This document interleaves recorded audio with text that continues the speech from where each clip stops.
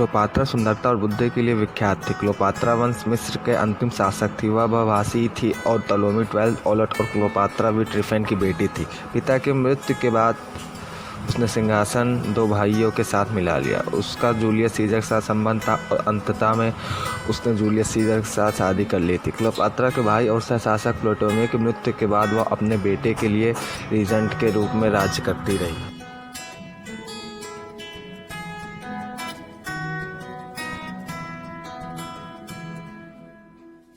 सेबेनफेरी मिस्र के मध्य राज्य की शासक थी। वह मिस्र की पहला महिला फिरौन थी और अमेनघाट थर्ड के वंशज थी। कई बसु प्रतिमाएं और सेबेनफेरी के पुतले बनाए गए और अनुमान लगाया जाता है कि उनके सफलता में सेख्रोमेरू खुटोवी ने भी सफलता प्राप्त की थी।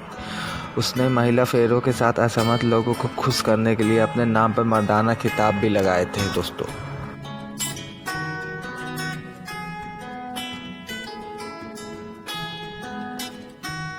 मनीर्त एक मिस्री महारानी थी। उसकी कब्र रस्थाल में स्थित है। मिस्र के पुराने शहर उसे अपने पूर्ववर्ती जैट के आगे दफनाया गया है। प्रथम राजवंश के राजाओं की सूची में मनीर्त का नाम एकमात्र महिला का नाम है और यह उसके पिता फिरोजोर की कब्र पर उत्कीर्ण किया गया था।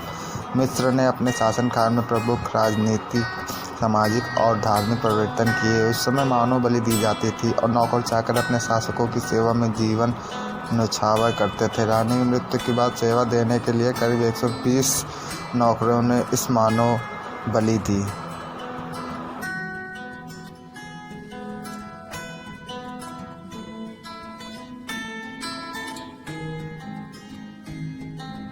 ओल्गा ऑफ कीव रूस में पैदा सबसे भयंकर और साहसी महिला रूसी शासक थी। वह राष्ट्र की शक्तियों को निचोड़ती थी और देश भर में उनका सम्मान किया जाता था। उसने कीव के इग्नोर से 902 या 903 में विवाह किया और स्कोस्टेन यूक्रेन में हत्या के बाद उसने सिंहासन ग्रहण कर लिया क्योंकि वह उस समय नाबालिग थी। वह ईसाई धर्म को अपनाने और समर्थन देने के लिए रूस की पहली महिला नेता में से एक थी। उन्होंने कई चर्चों और धार्मिक स्मारकों का उद्घाटन और खड़ा किया और एक प्रचारक भी थी जिन्होंने लोगों को उपदेश दिया और उन्हें ईसाई धर्म को अपना धर्म मानकर मानने की कोशिश की। उसने दरियाई समुदाय से बदल लिया जिसने अपने पति की हत्या कर दी और उसके सिंहासन की जमकर रक्षा की।